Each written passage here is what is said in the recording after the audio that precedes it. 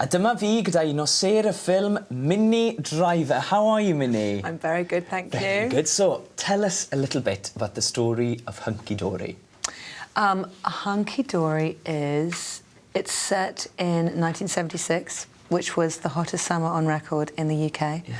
And it's about a sort of wayward teacher with some fairly unconventional teaching habits, trying to inspire these kids who are all about to leave school. And she puts on a production of The Tempest, and she turns it into a rock opera. So she uses all the music of the 70s, and it's really lovely. Yeah. It's a really feel-good film. So you play a character called Viv. Yeah. What can you tell us about the character of Viv? Viv she's free spirit. She's quite, she says what she thinks. Yeah. She's very powerful and she's very inspired and she loves these kids. Yeah. Well, what appealed to you when you first read the script? Did Viv just leap straight off the page to you? Yeah, she did. She did. The whole film did. Yeah. But yeah, particularly the character. Fantastic. She's very funny and she goes right to your heart. Yeah. Now, you're a musician as well as an actress. I am. What sort of music do you enjoy? What do you get your groove on to? Well, getting my groove on and then, you know, sitting in the bath, listening. You know, I do love... I'm a bit of a Lana Del Rey fan, I've got to say. Yes, yes. I've definitely been listening to her for back when she was Lizzie Grant. Yeah. I actually saw her play in New York, and I think she's brilliant. Yes. But I listen to a lot of old Neil Young, a lot of Dylan. Yes. A lot of My Morning Jacket. Yeah. Oh, That's, wonderful. yeah. Great. They're big favourites. Now, I think you're a bit of a whiz when it comes to accents. You've worked extensively in the United States. You played an Italian diva in the Phantom of the Opera movie. How did you fare with the Swansea accent?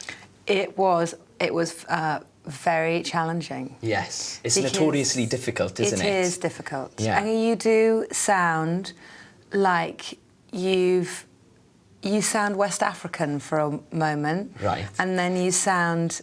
then you go to India for a bit, and then you come back to the Caribbean, and then if you're lucky, you end up back in the mumbles. So you did a round-the-world trip before getting it right? It's a really, really challenging, beautiful accent, and there's nothing worse than a bad accent, in my opinion. Yeah.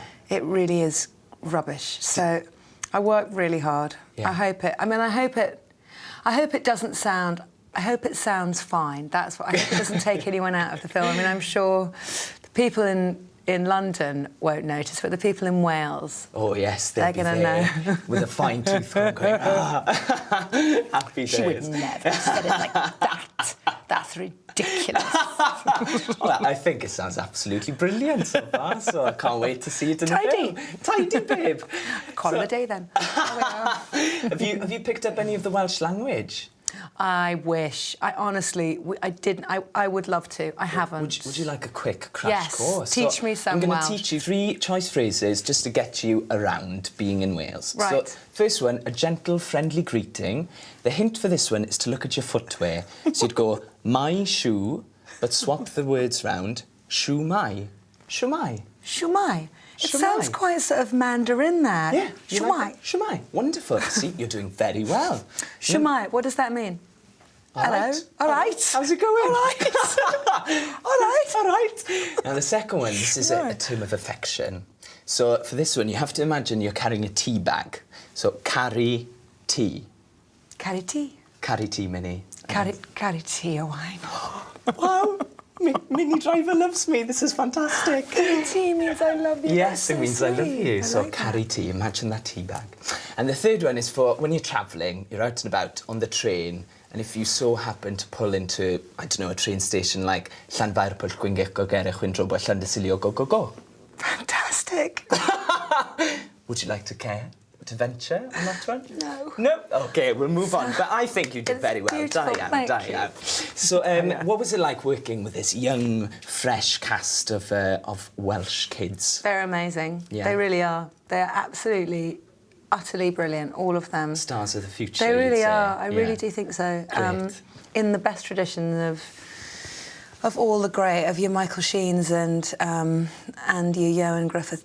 They're amazing. Yeah, we seem to breed them, don't we, in Wales? Do you think that? But Talbot is particularly, actually, Richard Burton and Anthony Hopkins and Michael Sheen. I think they all came from Talbot. Yes, like, there must be something in the water. That's what I think they say. Yes, happy days. So what was high school like for you? Do you have fond memories? Yeah, or? I loved school. I did. Yeah. I mean, I had a really good time. I went to a lovely school and I had very inspiring teachers, much like Viv, actually. Lots of music and lots of drama, and it was great. Did you partake in musicals yourself at school? I did a lot of music, yeah. Yeah. You had to play a musical instrument at my school, so I sang and I played. I mean, it was great. For someone like me, it was great. Yeah. And how was it spending the summer of 2010 in South Wales? I had the time of my life. I honestly had the best time filming a film.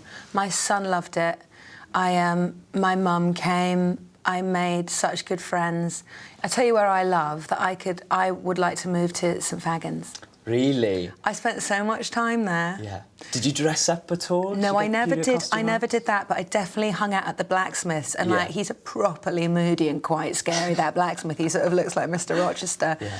And I definitely went and sort of hung out at the saddlery. Yeah. I love it there. My son loved it. Yeah, nice, gorgeous, and you get to learn a lot as well. I learned a lot perfect. about Wales. It was beautiful, beautiful place. Yeah. Do you think you might want to move here? I've thought about. I would love to buy a house here. Yes, I would love to. Fantastic. If I moved back to the UK, I definitely would, because it is a gorgeous, gorgeous part of the world. And was it challenging? Because in Wales, we're not known for our good weather.